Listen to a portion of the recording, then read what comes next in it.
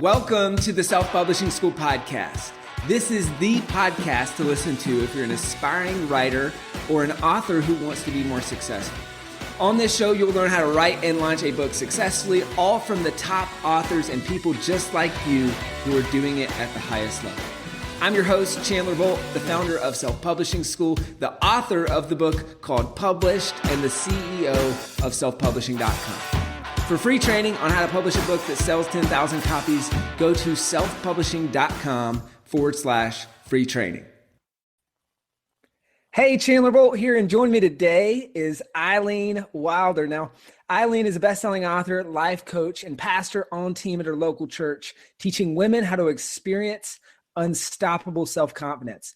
After going through self-publishing school, she experienced explosive success self-publishing her first book, The Brave Body Method, on Amazon. And then just 8 months later, a publisher asked to acquire the rights to that book, releasing the book nationwide. Since then, and this is exciting, she's got national TV coverage, speaking engagements, and out front placement at Barnes & Noble. But most of all, she's had the privilege of serving more people than she could have ever imagined through this book. I'm excited to bring on Eileen. Obviously, she's been through the program, and it's just a crazy success story. And I love what she's doing. So Eileen, welcome. Yeah, thanks for having me, Chandler. This is so much fun. So take us back to the beginning and really what your why was, why you decided to write this book, and what was the purpose behind this book when you first decided to write it? Yeah, well, the moment I decided I was going to write it, I was actually sitting in a funeral service. Out of all places, I was actually attending my grandmother's funeral, and I was hearing kind of story after story, family member after family member get up and just kind of recount her life and, you know, some hardships that she had been through, but how she had really persevered, and she was really a strong woman of faith. And I was just like having this moment. I felt like I was sitting in this pew, and I was like, oh my gosh, you know, look at what my grandmother has done for all of me and my whole family. She's really left us a legacy and encountered a lot of sacrifice to do that. And I guess in that moment, I just was having this question. I was like, what am I doing with my life? Like, what am I doing? Am I really contributing what I'm meant to contribute? Am I really kind of walking in the fullness of that purpose? So I really, like, right there, it's like deep inside, I just immediately was in touch with the fact that I was not delivering all I could. I was not speaking that message I felt like was in my heart. And I just decided, I was like, I'm going to go home from here and I'm going to do something. I think I want to write a book. I'm not sure. I'm just going to do some research. I'm going to investigate. But it was like this, it really was a really strong pivot for me in that moment. Yeah.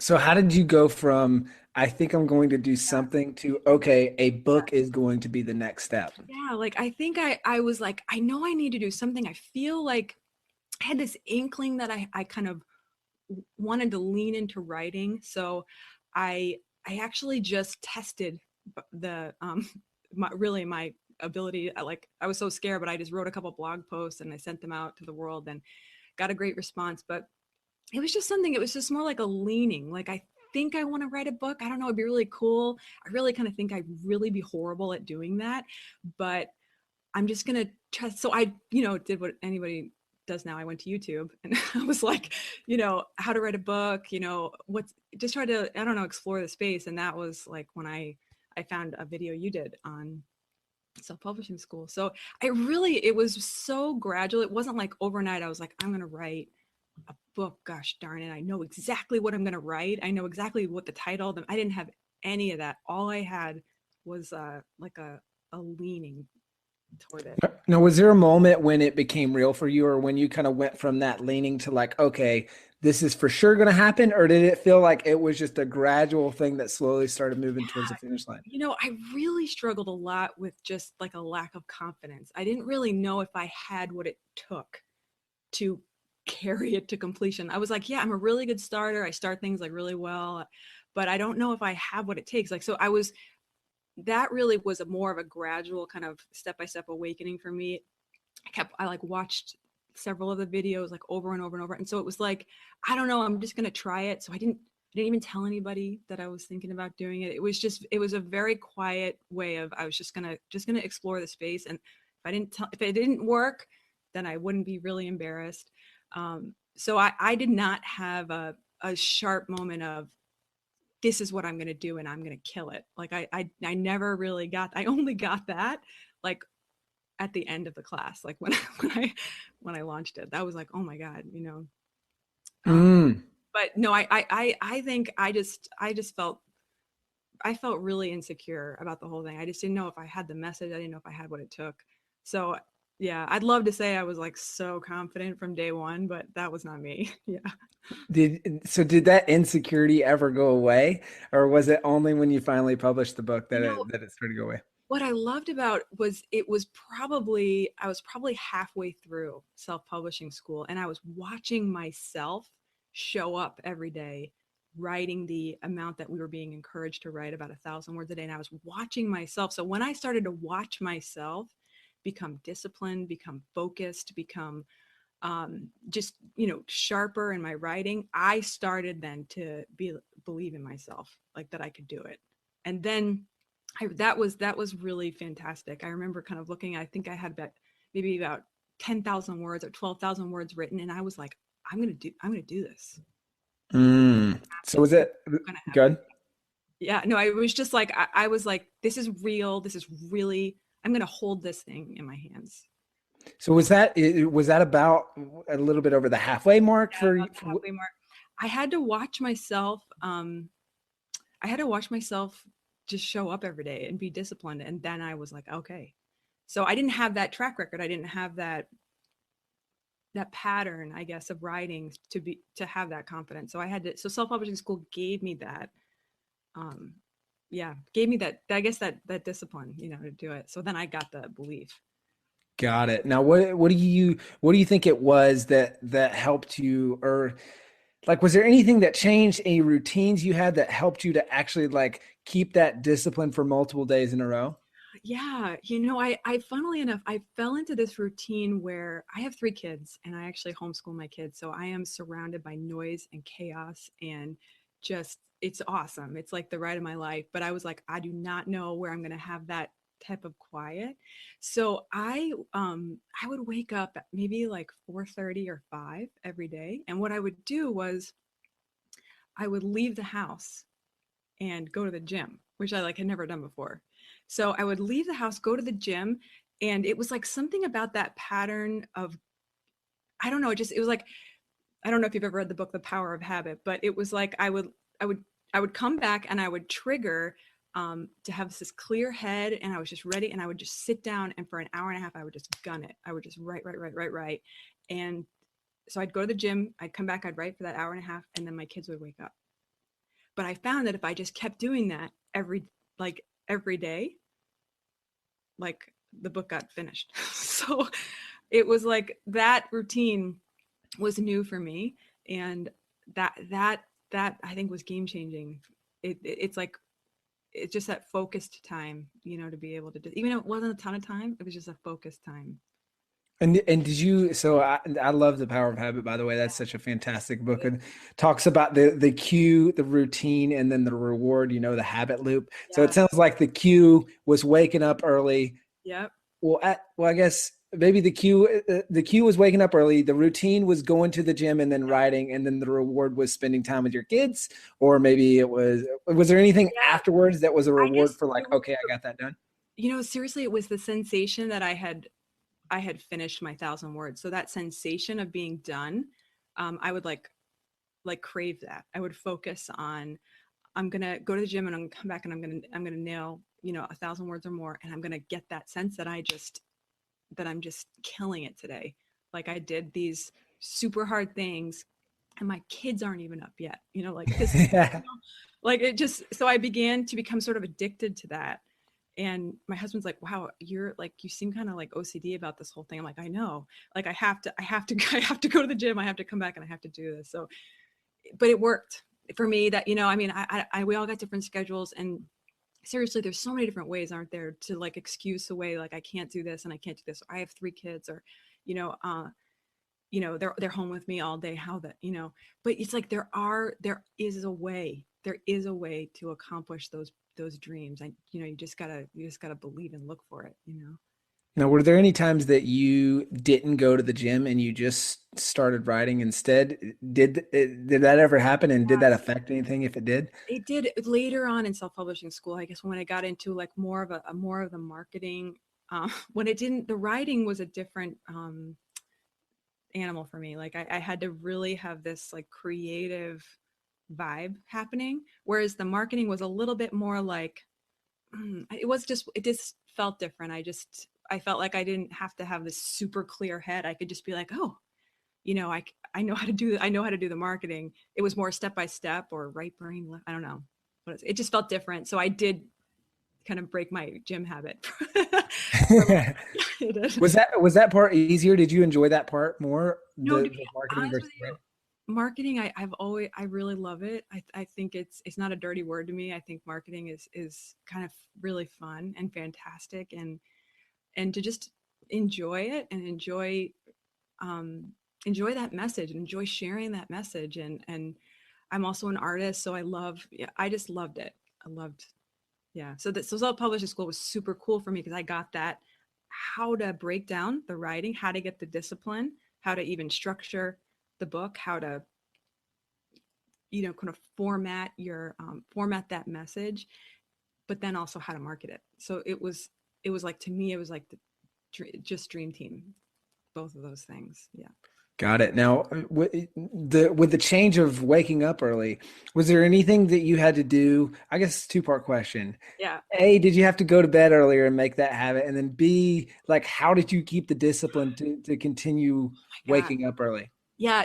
I have since tried to, um, like do an autopsy of that same question several times, so I did start to go to bed early just because I was waking up earlier. So I found my body was wanting to go to bed closer to around like 9.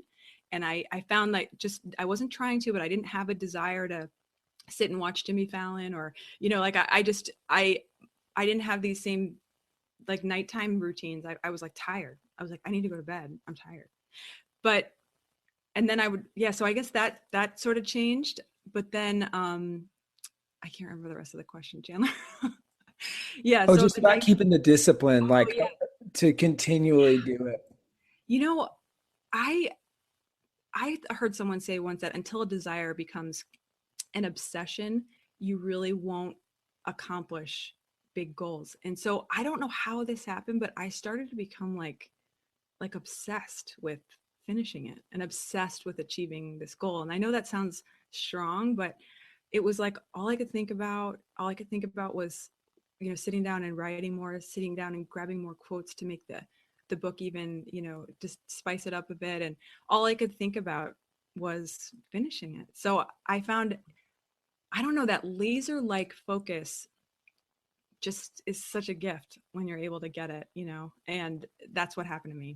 I don't know. I don't know how, but I was like, I'm going to bed early. I'm going to wake up, and I'd wake up and I just gun it. I mean, I was out the door. Like, Now, did yeah, that discipline, that kind of keystone habit, did that carry over into any other parts of your life while you were writing the book? I, I think it did. I mean, I felt like I was just like a happier person. And I felt there was a lot of spillover just with, I started, I started discovering better ways to like organize my life, better ways to streamline routines with my kids, better. It started to affect everything. It did that. Like, it was like a domino effect. Just that one discipline of just waking up early and riding. Going to the gym and riding. Like yeah. It's still even now. So I'm 2 years later, and I'm still like a little obsessive. you know, I'm still, it's affected everything. I don't know. I guess discipline's like that. It starts to ripple. You know. What's been kind of the sticking or the lasting impact of that? Because obviously, you're out of the writing phase and you're out of all that stuff. Like, how has Right. that stayed? Really, the thing that self-publishing school, like, and I mean, I know this is like your thing, but it it changed my whole mindset. I don't know how I had bought into this like lie. I don't know if that was a lie, but I had bought into this limiting belief that I guess I didn't have what it took to achieve big goals. And when self-publishing school kind of came into my life, it slowly but surely started like destroying that limiting belief. And suddenly like I was waking up and I was like, oh my gosh, like I can do anything. Like anything is possible. And I'm the one that's been like holding myself back. But I didn't realize that. I didn't understand that. And so the gift that it gave me wasn't really the book. It was like a new mindset that I still have. It like locked in. And so the book really became sort of this external thing that was happening, and it was awesome and it was great. And then I had great, it was awesome, but that wasn't real. I was like, I felt different. I felt like a new person in like 60 days. Right. I mean, it was like, so it was crazy. It was really, it was life-changing. It was. Wow. That's awesome. Take us kind of through your writing. And, you talked about the 1,000 words every morning. You talked about having that discipline. Like, how did you form the writing, and kind of what was your plan of attack? And especially, were there any mistakes or lessons that you learned the hard way that would be takeaways for people? Oh, yeah. Don't share your writing with the wrong people, because they will just discourage you. I think I shared it with a couple people and it just like knocked me down a little early. I guess my approach to the writing was the best advice. And I know you taught us this in school, but it was just about finding just you be you.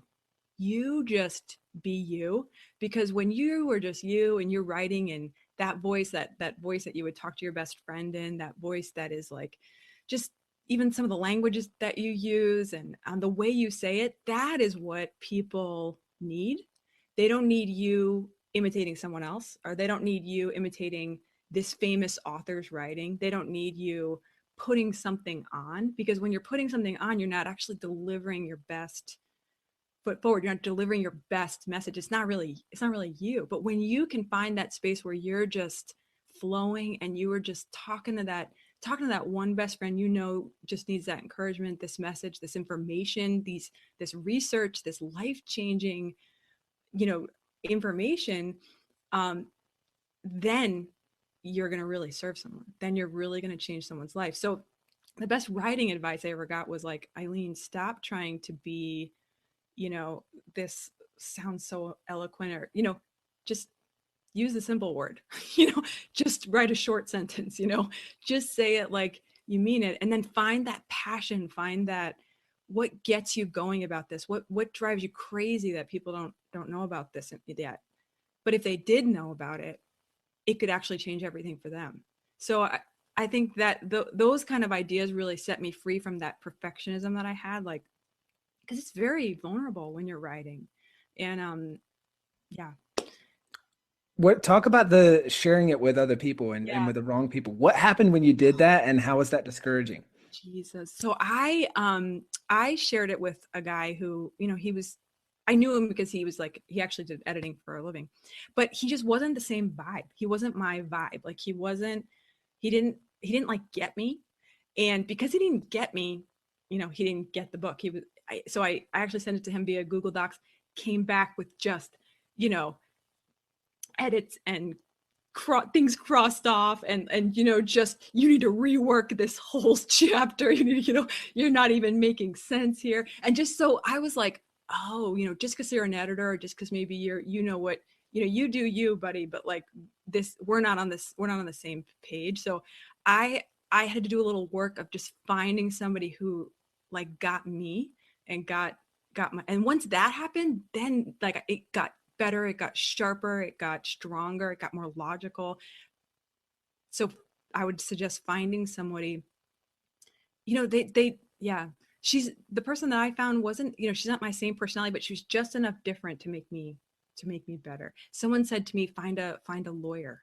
Actually, I know this sounds crazy, but lawyers are brilliant at language and brilliant at condensing things down. So this girl was a lawyer, but she was like a cool lawyer. She wasn't like, I don't know, Just super, super, super, super smart. But finding her, that was also game changing. She made my writing just so, so, so, so much better. Oh my gosh. Now, when you showed it to that editor, were you already finished with the book, or was that part of the way through? I was part of the way through. I want to say I was probably like a third. It was probably like, yeah, I want to say it was like the first four. It was devastating. Like when I got his stuff back. I mean, those are the moments you're like, yeah, I don't know if this is going to work out. Like, I don't know if, I don't know if anybody's going to get this. I don't know if anybody's going to get, me. So you start to really question, but it just, I don't know. It's just him. So then Yeah. I was like, this is him. So this is not for him. And that's also another great thought. Like you're writing your book, it's not for everybody. And some people are like, somebody told me this and I was like shocked, but they said, some people are going to just hate your book. They're just going to hate it. They're just like not going to get it at all. They're going to throw in, but that actually was really helpful that, you're just meant to speak to who you're meant to speak to. Mm-hmm. Not everybody's going to love you. Not everybody has to love you. Not everybody has to love your writing, so I don't know. How did that impact your momentum, and how did you get the wheels back on the track, so to speak, to keep going after that? Yeah, I like fell on the floor. I remember like, actually we talked on the phone after that and I was like, Chandler, this dude just told me this. And you were like, oh yeah, I know what you're feeling right now. And you were like, just keep going, just keep going, just keep going. You were like, no matter what, you said, find the fastest route to the finish line. You said, find the fastest route, just keep going and get to the finish line and send it to another editor, send it to somebody else. And that's what I did. And then, so I think those kind of thoughts, and it's just having someone else be like, it's no big deal. Just keep going. Just keep going. I think. Hey, Chandler Bolt here. I hope you're loving this episode so far. It's time to go from inspiration to implementation. All right, so if you've learned something, we want to help you implement what you've learned with your book. So what I want you to do right now is go to selfpublishing.com/schedule, book a publishing consultation with one of the experts on my team. We'll talk about your goals for your book, your dreams, your challenges, your next steps, and we'll start putting together a plan. All right, so go to selfpublishing.com/schedule, book a call with the team. Let's see how we can help with your book. It's time to implement. Yeah, I don't know. That's huge. I remember when I published my first book, where I was writing it with my brother, and we actually have this call. It's recorded where we're calling up the editor or this guy that was recommended to me by a mentor. Okay. And we had this idea to have Breaking Our Broken System, which I've got a copy of here, which, it's like we've got the first half of the book is or white text on a black page, right? And then the second half is black text on a white page. So the first half is like, it's my brother's stuff, my brother's take on these 15 things our parents taught us growing up. And the second half is my take. So we told him about this idea to have black and white and then white and black. He said, that's stupid. No one's going to read that. Why would you ever have white text on a black page? Like that doesn't even make sense. No one does that. Right. And so it's interesting that, and I think this is a good takeaway for people, is there will always be naysayers. And sometimes the naysayers are people who are quote unquote professionals who are just putting you down. And then sometimes the naysayers are people around you, right? They're people who they may be jealous that you're writing a book and they've always wanted to do that and they just don't have the guts to do it. Or they could look at what you're doing and just, it's natural. It's natural to be a contrarian because you're looking and you're saying, oh yeah, that doesn't make sense in my reality that anyone like a normal person like you and me could finish a book. So I'm just going to shut that out. And not only that, but by default, I've been taught growing up to discourage you, not on purpose oftentimes, but just because I don't understand that realm of thinking. Oh my gosh. Right. Which is probably exactly what you experienced. Exactly. It is. Yeah. Like that was super weird. I don't think I was really prepared for people to be like, why are you doing this? I don't think that this is, the right thing for you to do right now. Like I did not realize how sometimes when you make a decision to like do something that other people, they don't always think it's a great idea. Mm-hmm. And you just have to I don't know, that it can either like, I think that kind of thing can either like strengthen you or really discourage you. But like some of that put a little bit more fight in me to be like, no, no, Mr. Editor, man, like, yeah, like I was like, he's like, do you want me to edit the rest of your book? I was like, no, I'm good. Like I'm good, So I just, I think it can work to make you just go at it harder, go at it. But yeah, Mm-hmm. that was, yeah, people are not always going to like it. If you're like, I'm going to write a book, that does Yeah. not make everybody jump for joy. And I think that's the biggest surprise for a lot of people, because kind of what you were just saying is they might not be happy. Yeah, They might not always be happy for you.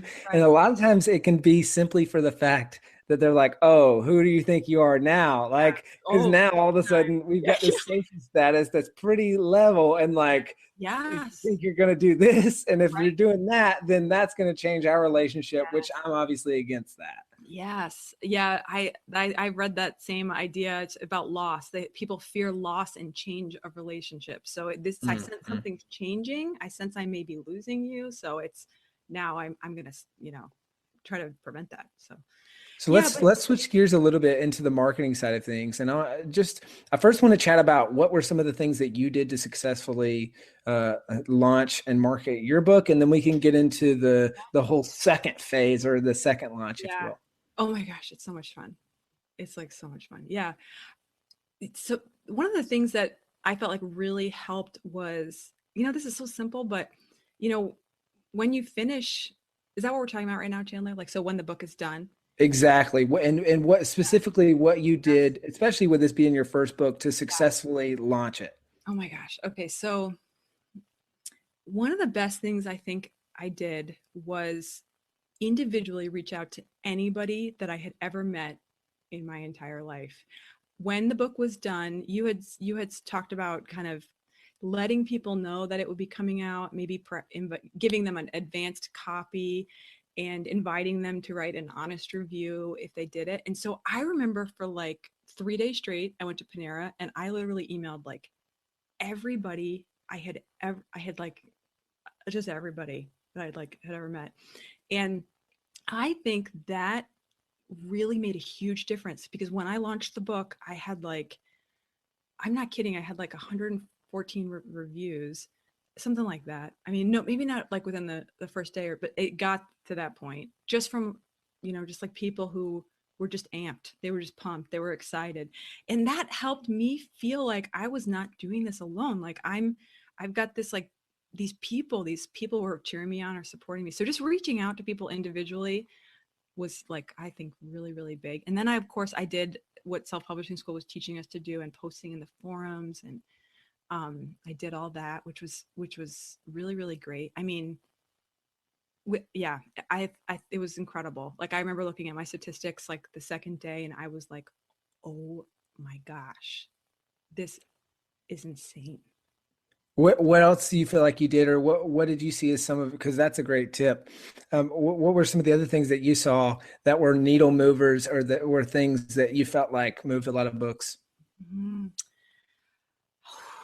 I think I reached out to a couple of my friends who had bigger platforms than I did, like just friends that I had kind of made, and I didn't know what they would say. Like I wasn't really used to kind of reaching out to really influential people, and I kind of knew these people, but I just that's another thing that I really have learned. Like people really love to help people, and never be afraid to reach out like to somebody who's especially if they have a much bigger following or whatever. So they actually reposted when my book came out, and I think that made a really big difference. So I didn't know a lot about that strategy, but I guess that's like a huge strategy that people use.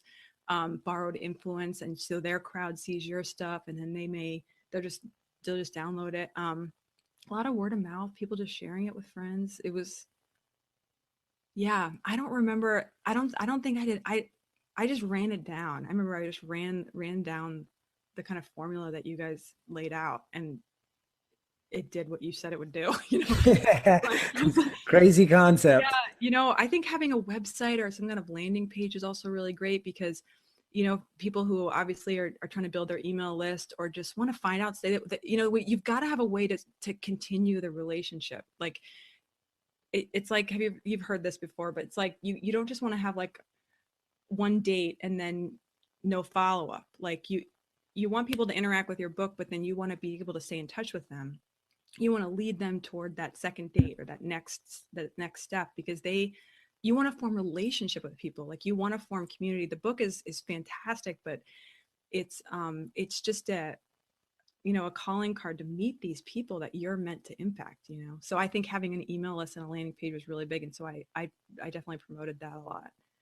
Awesome. Now, in terms of the email list, what kind of impact did you have an email list prior to the book? Was that something that you were building, and how did the book affect that? Yeah, I had just started. I just, someone was like, this isn't a good idea to do. This is important. So I was like, okay, I don't know what I'm doing, but I did have a small email list when I started. I don't remember how much. It was probably like a couple hundred people or something. And then, it just grew. It grew. It's still growing now. I mean, since the book's been out, like, it just every day, somehow people find it, through the interwebs. I don't know. So Did you do anything inside the book to grow your email list, I or did. was it mostly out? That's right. I forgot. That's right. We put something in there, like a call to action. Maybe I learned that and actually I don't know if we've gotten to this part yet, but when I republished my book, I learned how to do that even better. But yeah, I did. I said, just to get like a free poster of this information, or like a freebie, just go to my website. I'd love to meet you, basically. So that was great. I did the right at the lead magnet, right in the second cover area where you guys talked about that with the audiobook. Beginning of the book. Yeah. Cool. Now let's transition a little bit and talk about going from marketing and publishing the book into getting the deal, right? And I guess there was some in-between time. Anything notable that happened in that time from a marketing perspective or from book sales perspective? And then what happened, and how did you transition into getting the publishing deal? I really kind of took a little bit of a break after I did the book. So I didn't really have anything pumping or going. I was a little bit like, okay, just taking a breath and going, what do I do now? It had done really well. People were still, one of the biggest things that impacted me was people writing and saying that they had read it and it had really affected them. And that I was not expecting. And this is still happening now. People are just emailing in about their story. And that's been one of my most favorite rewards. Talk about the habit loop. My favorite rewards is just like how the power of words lives on, and it's still out there, and people are still encountering it for the very first time. So that was happening. People were emailing in a lot about their stories. And then, and then I went to an event, and a man stood up and said, I'm a publisher, and, kind of, I'd love to meet you. So I didn't know this at the time, but he was very selective about, I guess publishers do this. They're very selective about who they'll take on.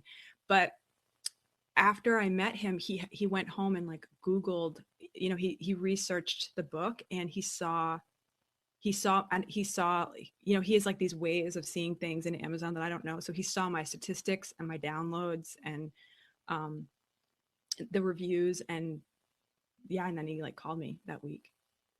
Yeah. And then what was it from that call to signing the deal and agreeing to do a second launch and the republishing and all that? What did that process look like? Yeah, it was like he was like, I'd like to acquire this, and I because I'm a publisher, many people who are watching this know this, but self-publishing, you don't have the distribution channels to get. There's like over 400 distribution channels to get books into bookstores, and we don't have that luxury as self-publishing, but a publisher does based on their agreements and their contracts or whatever. So he said, I'd love to distribute this to our bookstores.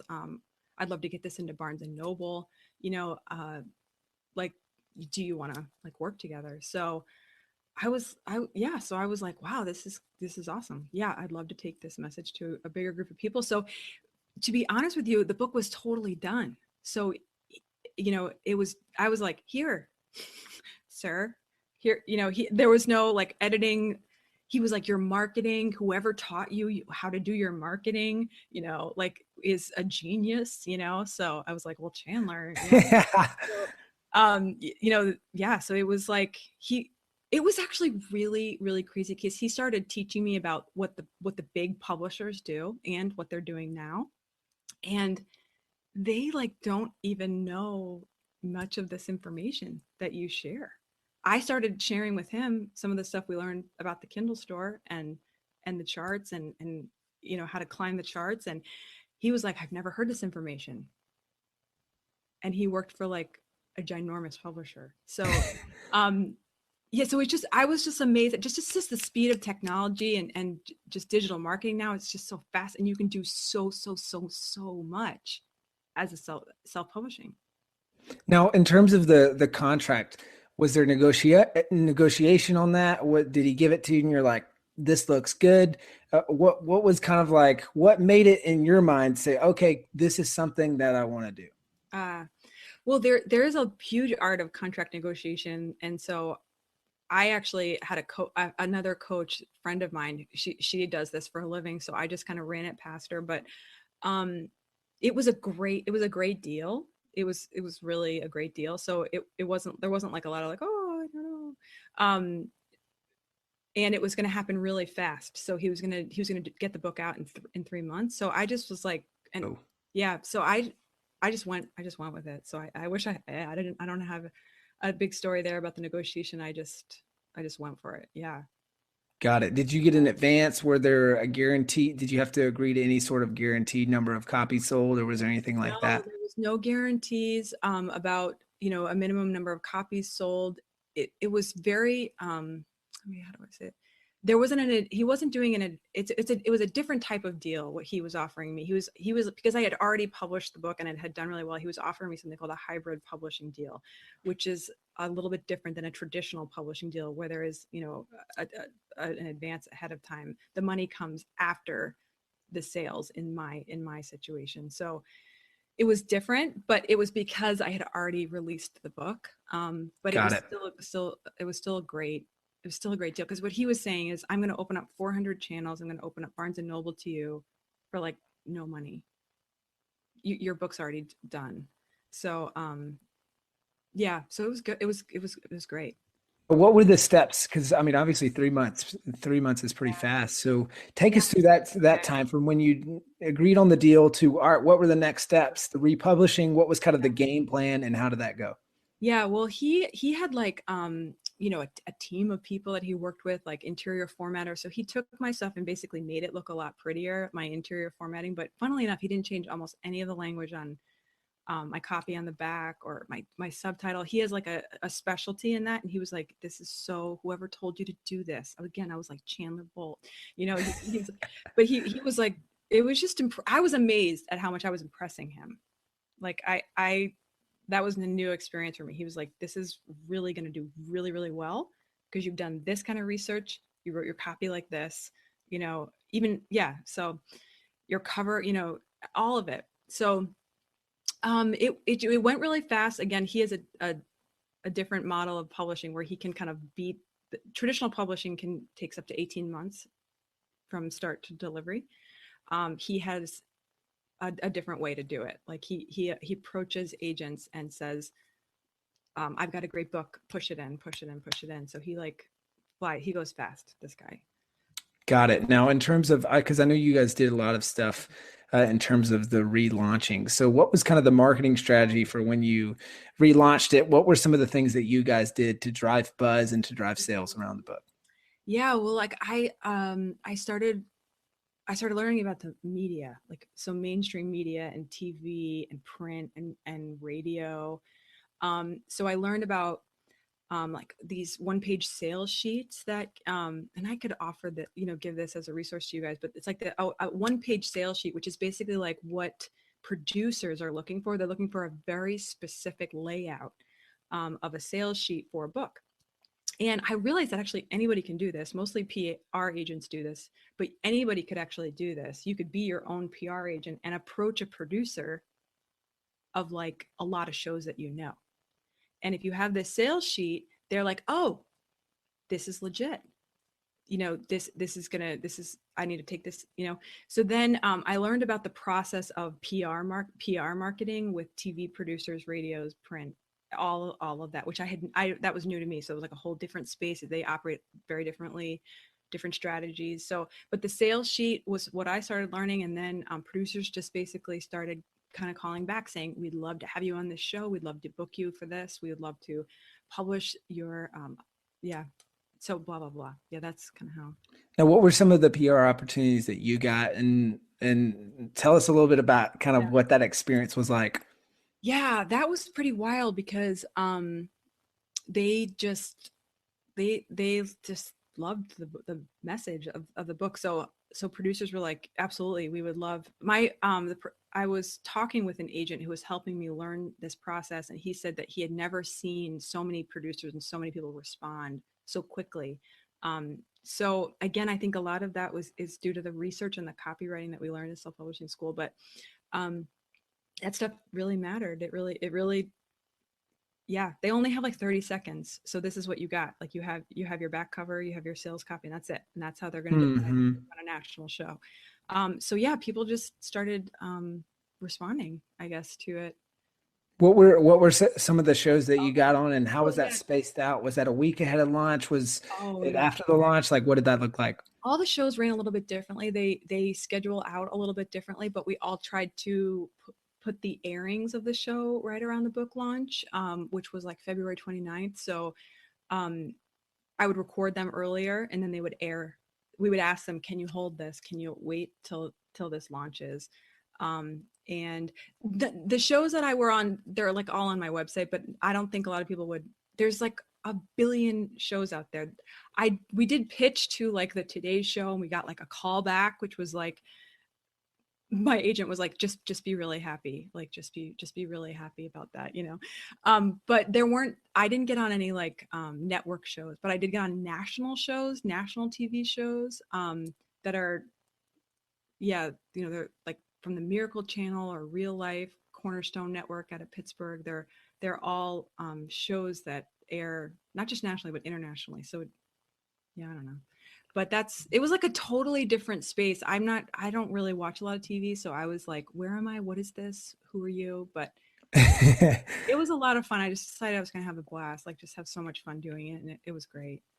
Now, craziest thing that happened or most surprising just opportunity that came up as a result when you republished the book?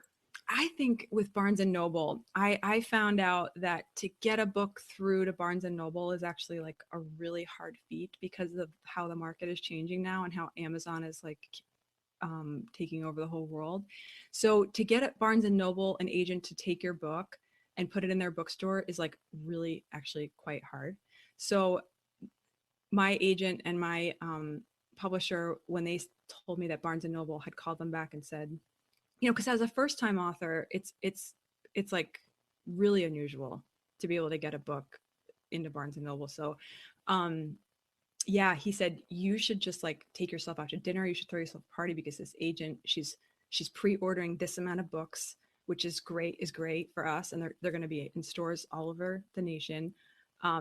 This is like a really big deal because nobody knows who you are, and she's going to take it, you know? So that was really cool for me because I felt like, you know, Barnes and Noble may not be with us but it was just like, it was really, it was fun. And now my book signing is there tomorrow, which is going to be so fun. So I just, yeah, I don't know. That was really cool to hear. Have you gotten the chance to go in and like take a picture with it or see it or anything like that? Yes. So yeah, no, it's like so funny because it's just a bookstore, you know, it's just like this thing, but yeah, you just like your face gets all like lit up and you're like, oh my gosh, like here it is. And you know what I mean? It's just a shelf with your book on it. But yeah, it's really cool. Yeah. Now, Eileen, this has been fantastic. Thanks for coming on and for sharing your story. Now, before we go, what would be your final parting tip for someone thinking about writing, marketing, and publishing their first book? Honestly, I would just say, go for it. Even if you don't know what you're going to write about, you don't really have clarity around the message maybe that's on your life, you don't really have it all together. You just have like an inkling. You just have like a nudge, like maybe this would be awesome. But then also think about, don't make it about you then. After you get past that thought, start thinking about how your life is meant to serve others and how you by stepping out are going to serve so many people through your message, and their life would be lacking if you didn't do that. So think about that, and think about just the legacy that you're going to leave when you do that, because it's going to live on. So it's so powerful, and it's such an amazing ride, and just to enjoy it, just have so much fun. Don't make it stressful or perfection. Just be like, I'm going to just have so much fun. This is going to just be amazing.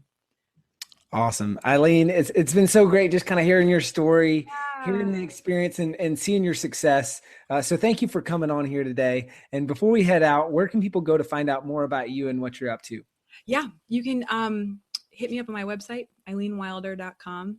Shoot me an email through there. I would love to just chat with you. I'm happy to answer any questions. I've had the gamut of every emotion related to this journey. So if you're stressed out or just feel stuck, or, I'm happy to just be there for you. And and you can see info about my book. I have some free posters, free resources, and academy there, and all of it. Yeah. But I just love to meet you. That'd be a big win for me. So awesome. Eileen, thank you so much. Yeah. Thank you, Chandler. It's awesome. Thank you. Thank you so much for watching or listening to this episode of the Self-Publishing School podcast. I know there's so many places that you can be spending your time. There's other podcasts that you could be listening to, YouTube channels that you could be watching. So thank you so much. It means the world. Now, I want you to do 3 things right now if you found this episode helpful. All right, number 1, I don't know if you know this, but we've got a YouTube channel. It's a companion channel to this podcast. All the video versions of the episode are on the YouTube channel. So number 1, subscribe to the YouTube channel. Number 2, if you're listening to this podcast wherever, whether this is Spotify, Apple Podcasts, number 2, I want you to subscribe to this podcast right now so you don't miss a future episode. And then number 3, this is probably the most important, leave a review on the podcast. All right, reviews are super important and help the podcast get discovered by other people. So number 3, leave a review on the podcast. Thank you so much. I'll see you in the next episode. If you're on the fence about scheduling a publishing consultation call with my team, maybe you're not quite ready for that, I've got some free training that I think will be really helpful for you. All right, all you have to do is go to register to sign up. Go to selfpublishing.com/free training. When you do, you're also going to get a free digital copy of my new book published. And on that training, you're going to learn the next steps, so how to implement with your book. So how to write, how to publish, how to launch successfully. So go to register right now at selfpublishing.com/free training. I'll see you there.